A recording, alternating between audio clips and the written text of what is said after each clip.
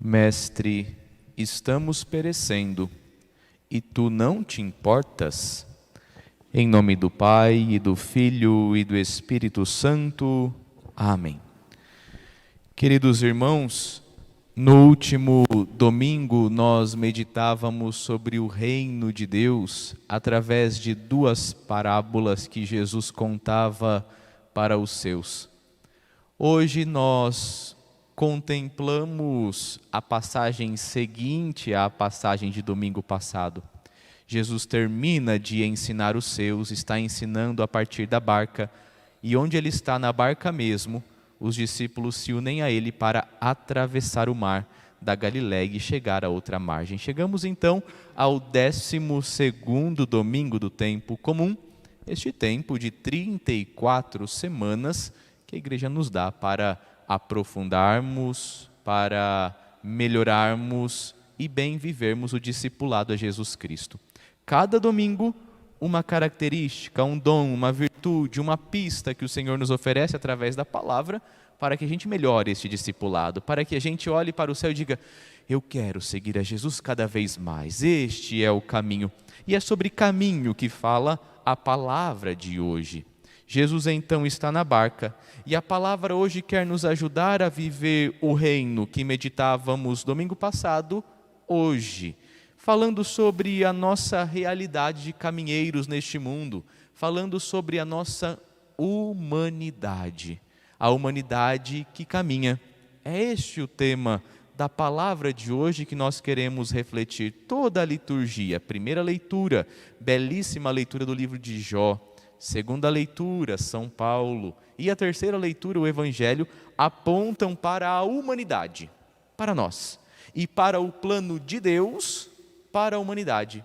Deus tem um plano para cada um de nós e para toda a humanidade, e Ele deseja realizar esse plano no meio de nós. Portanto, queridos irmãos, sem demoras, mergulhemos no mistério belíssimo desta fonte de água viva, desta fonte de sabedoria que é o Evangelho de hoje. Em primeiro lugar, o Evangelho já tem início nos avisando que aquilo que estava acontecendo no fim da tarde. Versículo 35, naquele dia, ao cair da tarde, início da noite, ou seja, a noite chegou. Acabamos de dizer, o Evangelho de hoje, a liturgia de hoje fala da humanidade. A noite chegou para a humanidade. Queridos irmãos, a humanidade sempre há de enfrentar a noite. Não pensemos que nós podemos fugir das noites da vida, mas a humanidade sempre vai ter como parte essencial de sua caminhada a noite. É a noite do medo, a noite da dúvida, a noite da enfermidade, a noite da tristeza. Vamos passar por essas noites, nós, filhos de Adão. No entanto, queridos irmãos, não há noite que dura para sempre. A noite não predomina sobre nós, da mesma forma que não há vida sem noite. A vida é condição sine qua non, a noite é condição sine qua non para vivermos a nossa vida. Mas também a noite não é noite traiçoeira. Tomemos cuidado. A noite pode nos reservar algumas coisas que nós nos entristecemos, mas jamais pode ser traiçoeira, porque a noite é criação de Deus. Mas a noite vem. Então a noite chega no Evangelho de hoje. Às vezes temos noites mais escuras que outras, mas a noite chega. No entanto, a noite que acabou de chegar, aquela penumbra, já repararam como se torna mais difícil de enxergar quando está anoitecendo, está naquele intermediário entre tarde e noite, no lusco-fusco, como é difícil, as coisas se tornam mais inseguras, e para a gente que é míope, então, é pior ainda. As coisas se tornam incertas, e é neste momento que se dá o Evangelho de hoje. Existe um caminho para a humanidade, existe uma humanidade, a noite sobrevém sobre a humanidade, mas no começo da noite da humanidade existe uma ordem de Jesus.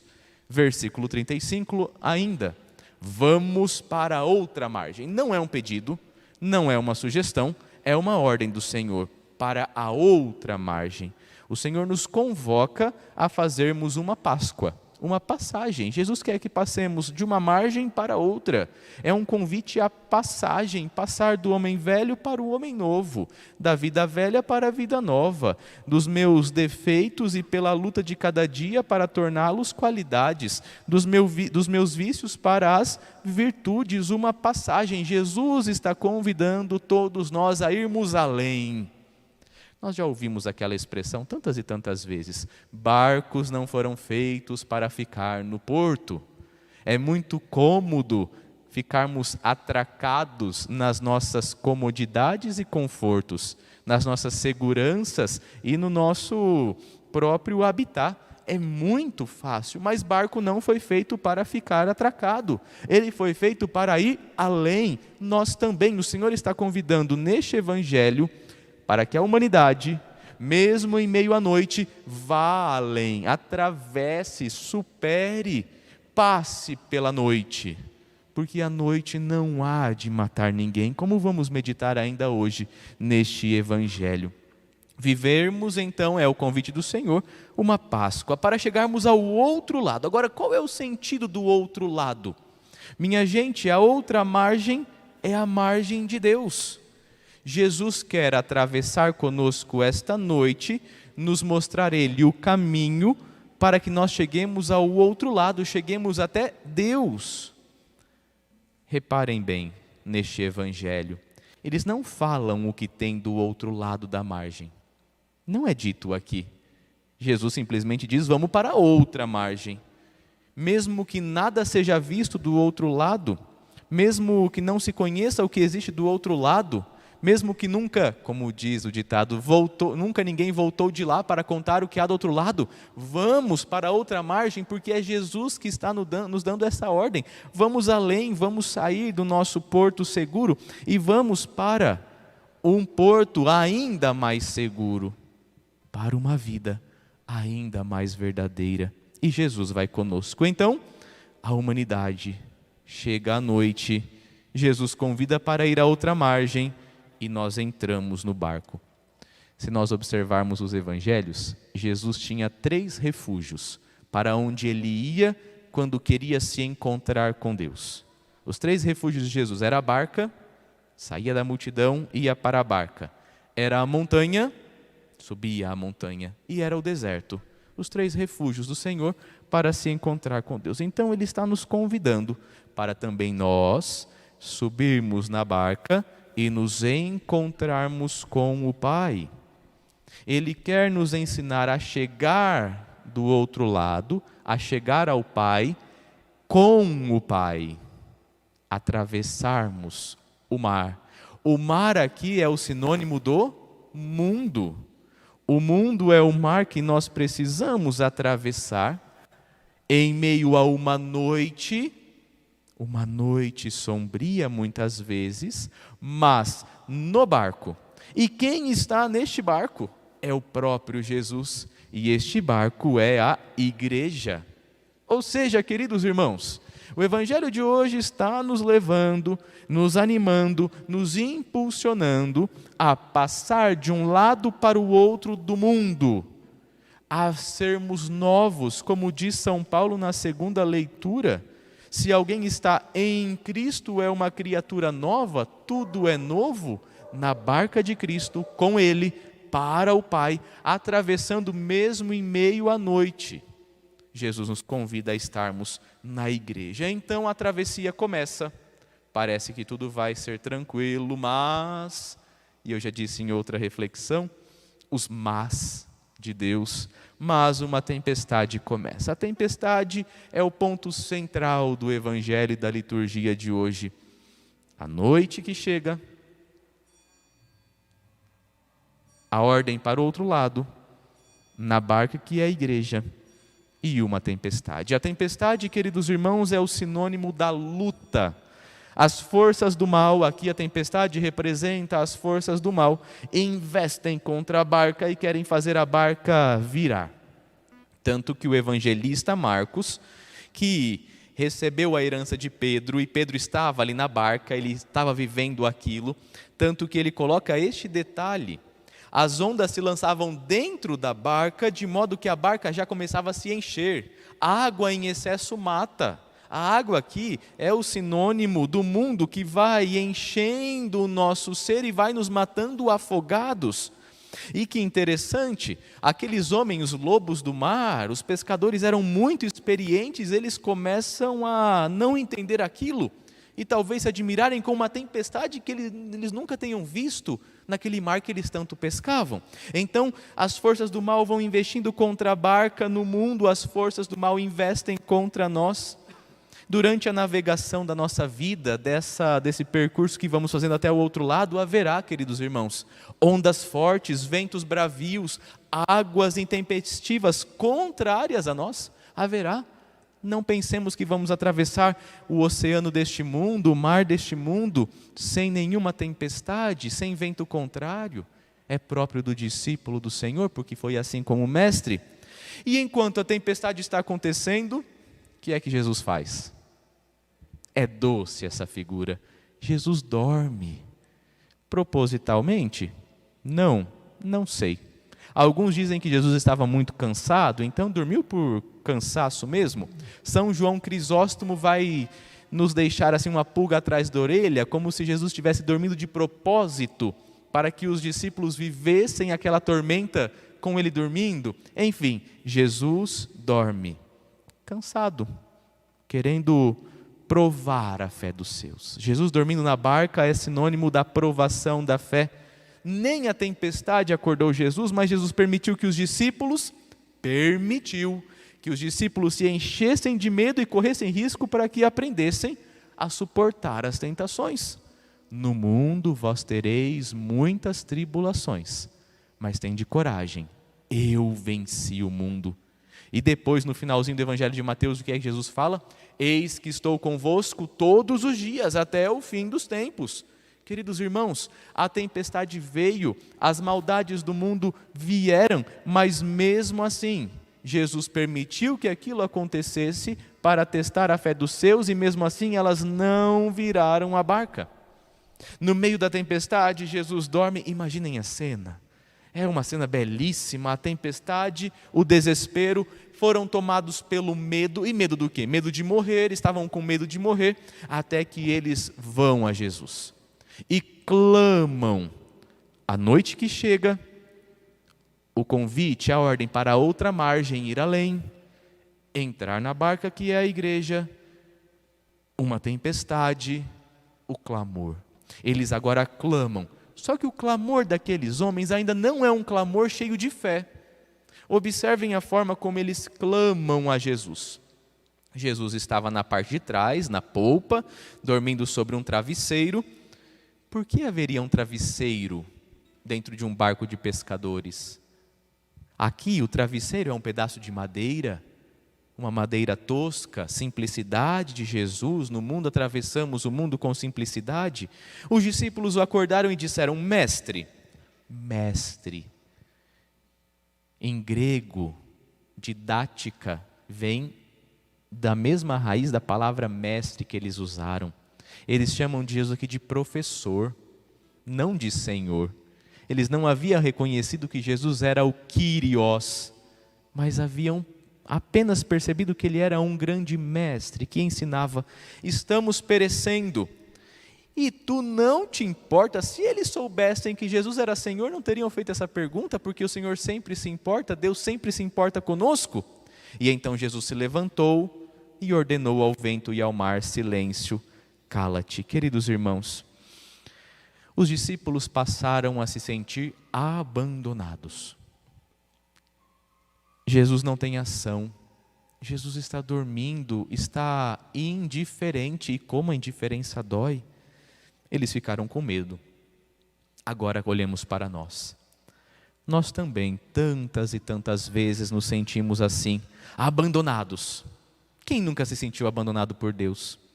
Quem nunca se sentiu abandonado quando um vento contrário se levanta? O vento de uma doença, a grande onda de um problema familiar, a grande provação de uma dificuldade no meu relacionamento, ou então relacionamentos dolorosos, ou então o vento contrário, essa tormenta desta pandemia. Quem de nós não às vezes se perguntou: meu Deus, por que me abandonastes? Cadê o Senhor? Diante da crise, da tempestade, nós somos impelidos a pensar: cadê o Senhor? Nós nos sentimos como que náufragos no mar, numa história em que Deus parece dormir em vez de intervir. E esses dias alguém me perguntou: padre, por que Deus não acaba logo com essa pandemia de uma vez só? É a mesma pergunta daqueles discípulos: por que Deus não intervém na nossa dificuldade, na nossa tempestade? Por que Ele não age imediatamente? E aqui está o grito, Senhor, não te importas com o quê? Não te importa que morramos? Meu Deus, estamos diante do autor da vida e estamos com medo de morrer. Estamos na mesma barca que Jesus, aquele que fez o mar, que fez o vento, aquele que fez todas as coisas, estamos com medo de morrer. Pobres coitados nós somos.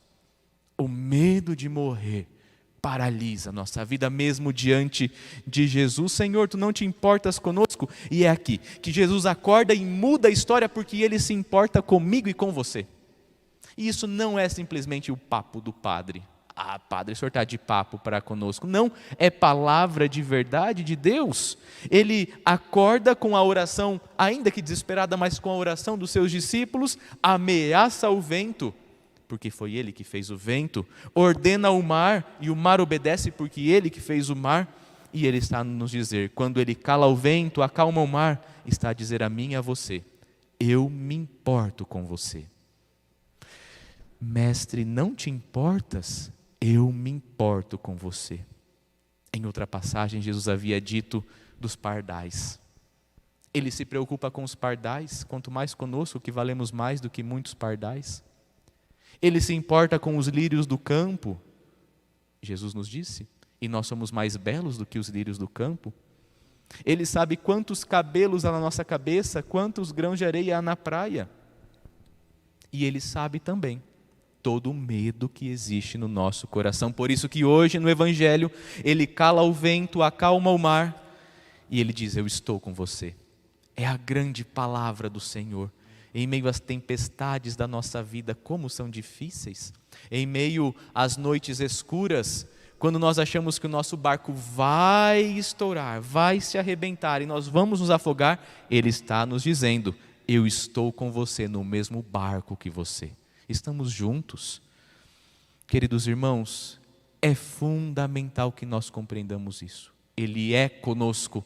Qual é o nome de Deus? Eu sou. Em muitos idiomas, o verbo ser e o verbo estar são ditos pela mesma grafia, pela mesma palavra. Eu sou, eu estou com você, eu sou com você. Por isso nós aprendemos neste Evangelho: Deus não nos salva das nossas tempestades, mas Ele nos salva nas nossas tempestades. Deus não protege da dor, mas Deus nos protege na dor. Deus não salvou o seu Filho da cruz, mas salvou o seu Filho na cruz. Por isso que Ele não arranca imediatamente o mal que sobrevém sobre nós, mas nos salva em meio à tempestade daquele mal.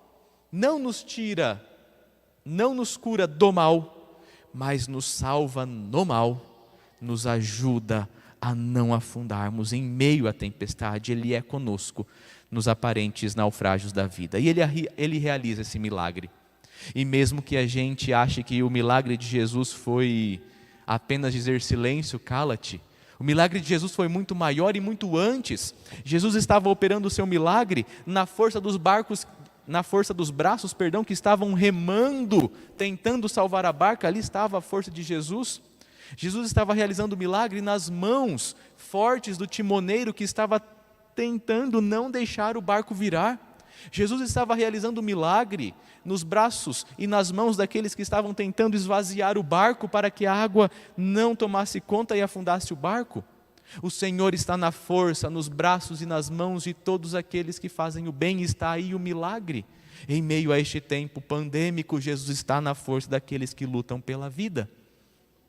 Está no meio de nós. Ele é conosco porque Ele prometeu. Por fim, concluamos. Jesus não repreende os seus discípulos por terem acordado Ele. Não, mas repreende por um outro fato. Porque os seus discípulos não tinham fé. Queridos irmãos, nós podemos despertar o Senhor, gritar ao Senhor, chacoalhar o Senhor, mas tenhamos fé. Façamos isso pedindo que se desperte em nós a confiança nele, que nós reconheçamos Ele como Senhor e Deus e percebam o grande e último milagre da perícope de hoje. Há uma transformação no coração daqueles homens.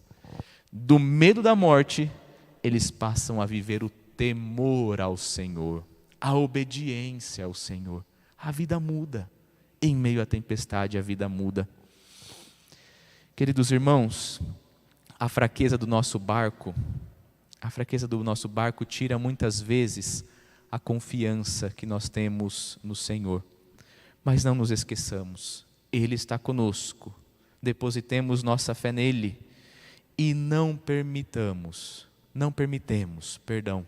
que as tempestades do mundo deixem de lado a nossa fé, nos façam deixar de crer, porque Ele, e somente Ele, mesmo na nossa fraqueza, somente Ele nos faz atravessar o mar bravio dos nossos tempos.